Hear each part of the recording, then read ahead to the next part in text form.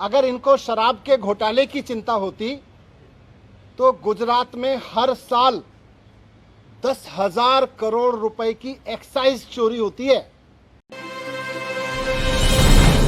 मैं कह रहा हूं कि ये सब बकवास है, ये सब बकवास कर रहे हैं।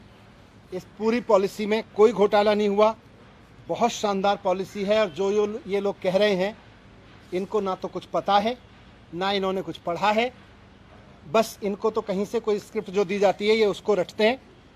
मैं आज आपको बताता हूं कि इस पूरे शोर शराबे के पीछे असली कहानी क्या है, इसका सच क्या है। सच ये है कि मुद्दा शराब का घोटाला है ही नहीं।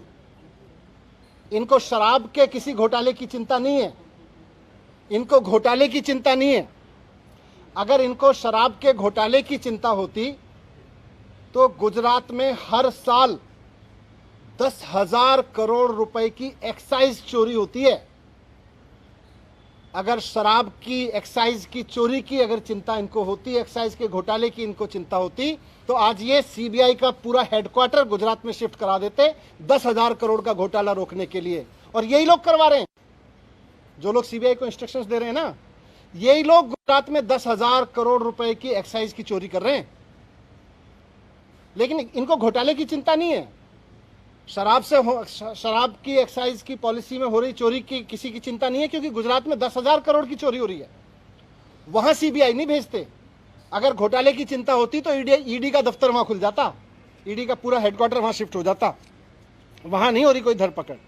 इसलिए मुद्दा तो करप्शन है ही नहीं, मुद्दा तो शराब का घोटाला है ही नहीं, मुद्दा तो घोटाला है ही नहीं। अगर मुद्दा घोटाला होता तो प्रधानमंत्री जी ने कुछ दिन पहले बुंदेलखंड एक्सप्रेसवे का उद्घाटन किया था। आप सबने देखा था, आप सबने दिखाया था, सारे मीडिया ने चलाया था। और सारे मीडिया ने देश के बहुत शोर से बताया कि प्रधानमंत्री जी ने जिस हाईवे का, एक्सप्रेसवे का उद्घाटन किया था, 5 दिन के अंदर अंदर वो पूरी तरह से धंस गया। बहुत बड़ा घोटाला हुआ वो एक्सप्रेसवे बनाने में, हाईवे बनाने में।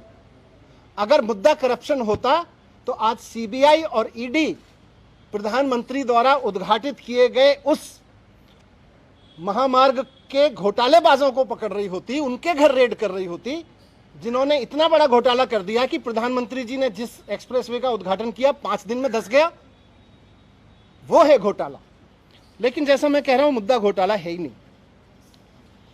शराब या एक्साइज की चोरी इनकी परेशानी है ही नहीं। इनकी परेशानी है अरविंद केजरीवाल। इनकी परेशानी है कि अरविंद केजरीवाल जिस तरह से अब पूरे देश में एक काम करने वाले ईमानदार नेता के रूप में पहचान बनाते जा रहे हैं और पूरे देश के लोग अब उनको पसंद करने लगे, इनकी परेशानी ये है। और पंजाब के बाद तो पूरे देश में अरविंद केजरीवाल जी को एक राष्ट्रीय विकल्प के रूप में देखा जाने लगा है। इनकी परेशानी ये है।